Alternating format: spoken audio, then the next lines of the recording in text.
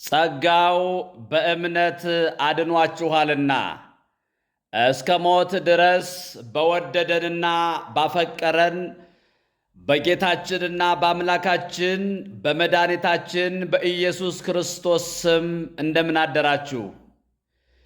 የተወደዳችሁ የእግዚአብሔር ቤተሰቦች በገጠርም በከተማም በውጭ አገር ያላችሁ ሁላችሁም የጌታችን የኢየሱስ ክርስቶስ ጸጋና ሰላም ቸርነትና ምሕረት ሞገስ በእናንተ ላይ ይሁን እያልሁኝ ወደ አገልግሎቴ እገባለሁ።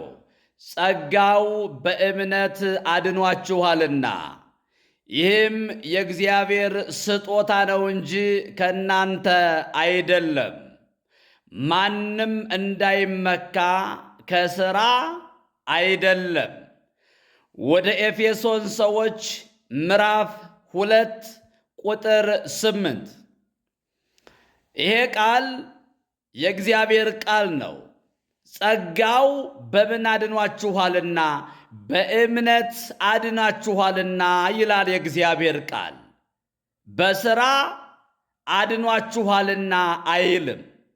ሰው የሚድነው ሰው የሚጸድቀው በሥራ ሳይሆን ሃይማኖታዊ በዓላቶችን በማክበር ሳይሆን ሃይማኖታዊ ሥርዓቶችን በማከናወን ሳይሆን ሰው የሚድነው በእግዚአብሔር ጸጋ እንጂ በሥራ እንደማይዳን ወደ ኤፌሶን ሰዎች ምዕራፍ 2 ቁጥር 8 ላይ የእግዚአብሔር ቃል ይናገራል።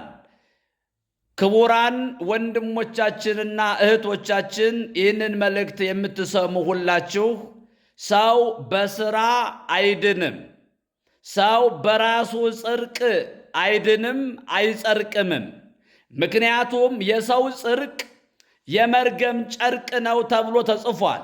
በትንቢተ ኢሳይያስ ምዕራፍ 64 ቁጥር 6 ላይ ነቢዩ ኢሳይያስ ጽድቃችን የመርገም ጨርቅ ሆነ ነው የሚለው።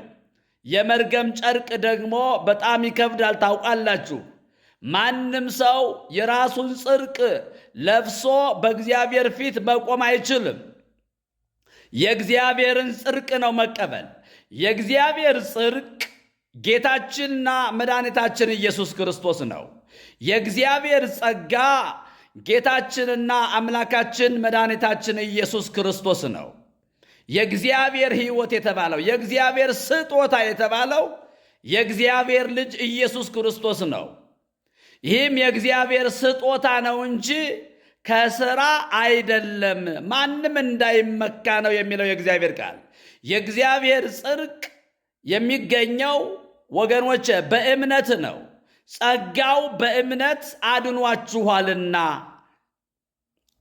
ይህም የእግዚአብሔር ስጦታ ነው እንጂ ከእናንተ አይደለም ይላል የእግዚአብሔር ቃል። ከእኛ አይደለም።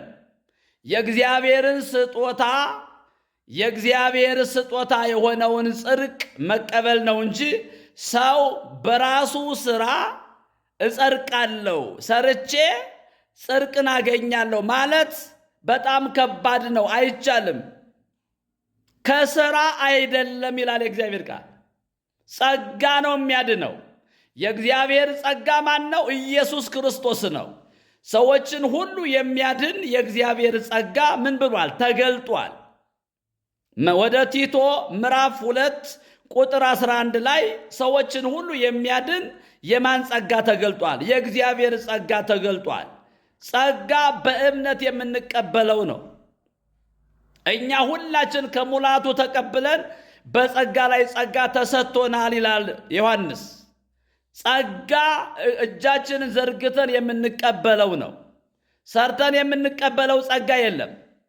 ሰርተን ደክመን ለፍተን ወጥተን ወርደን የምንቀበለው ጸጋና ጽድቅ የለም። ከሥራ አይደለም፣ ማንም እንዳይመካ አይደለም አለ። ይህንን መልእክት የምትሰሙ ሁላችሁ በገጠሪቱ ኢትዮጵያ ያላችሁ፣ በከተማ ያላችሁ፣ በውጭ አገር ያላችሁ ከሥራ መሆኑ ቀርቷል። ሰው በሥራ አይጸድቅም። ሰው በራሱ ጥረት አይድንም። ሰው በራሱ ሥራ በራሱ ጽድቅ የሚድን ከሆነ ኢየሱስ ክርስቶስ መሰቀል ምን አስፈለገው? መሞት ምን አስፈለገው? መሰቃየት ምን አስፈለገው? ራቁቱን መሰቀል ምን አስፈለገው? የሰው ጽድቅ የሚያድን ከሆነ ነቢዩ ኢሳይያስ እንኳን ጽድቃችን የመርገም ጨርቅ ሆነ ነው ያለው። የሰው ጽድቅ የመርገም ጨርቅ ነው ይላል። ስለዚህ የእግዚአብሔር ጽድቅ ኢየሱስ ክርስቶስ ነው። ስለዚህ ጸጋው በምን አድኗችኋል? በእምነት አድኗችኋልና ይህም የእግዚአብሔር ስጦታ ነው።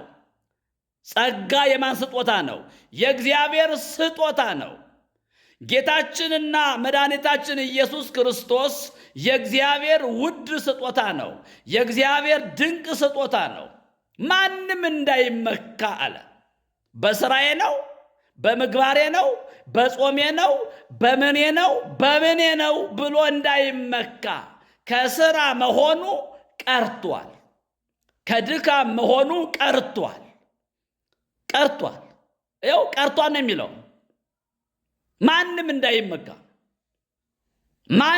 እንዳይመካ ሥጋ የለበሰ ሁሉ በሥራዬ ነው ብሎ እንዳይመካ፣ በራሴ ጽድቅ ነው ብሎ እንዳይመካ። የሰው ጽድቅ የመርገም ጨርቅ ነው። ይሄ ወገኖቼ ሰርቼ እጸድቃለሁ፣ ሰርቼ እድናለሁ የሚል አባባል ይሄ የመርገም ጨርቅ ነው ይላል ትንቢተ ኢሳይያስ ምዕራፍ 64 ቁጥር 6 ላይ ተመልከቱ። መጽሐፍ ቅዱስ አንብቡ። እቤታችሁ ላይ መጽሐፍ ቅዱስ አለ። መጽሐፍ ቅዱስ የሌለው ሰው የለም። መጽሐፉን አንብቡት። ሰው የሚድነው በጸጋ ነው።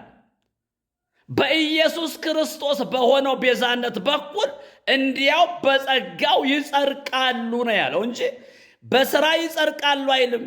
በድካም ይጸድቃሉ አይልም። ሰው የሚጸድቀው ኢየሱስ ክርስቶስን በማመን ብቻ ነው።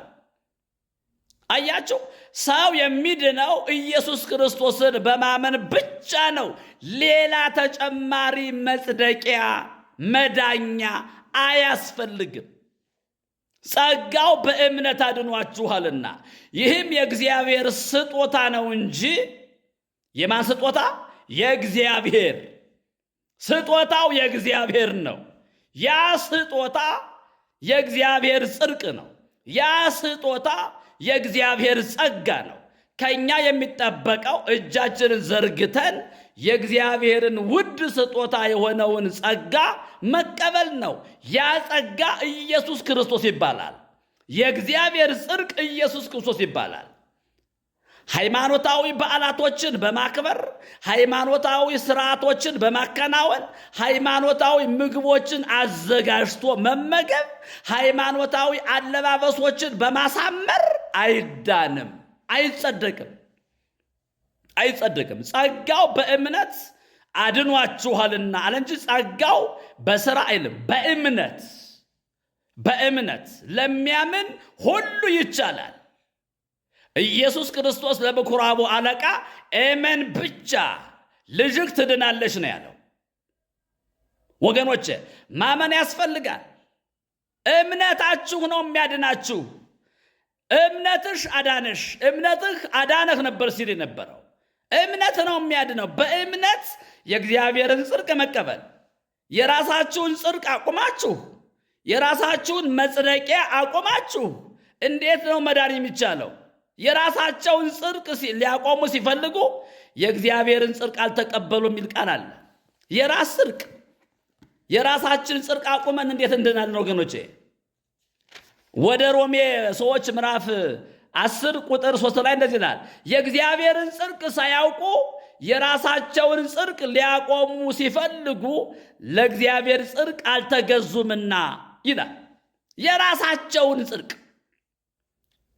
የእግዚአብሔር ጽድቅ ነው ዋናው።